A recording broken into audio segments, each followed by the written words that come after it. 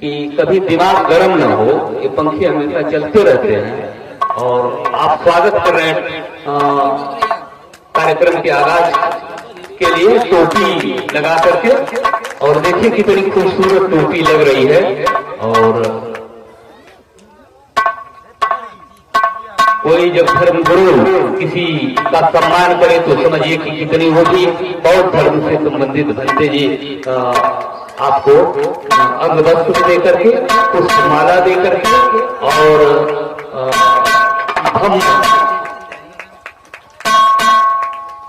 कि ये साल बढ़ा के तमाम तरीके से आप सम्मान कर रहे हैं। ताली आप लोग बजाते रहें ताकि ऊर्जा मिलती रहे। और ये बौद्ध प्रतिमा आप देखें, एक कलाकार का सम्मान कर रहे हैं, ये बड़ी बात है। ताली बजाइए आप लोग एक बार। कब तक ताली बजती है? जब तक भंते जी खड़े हैं यहाँ।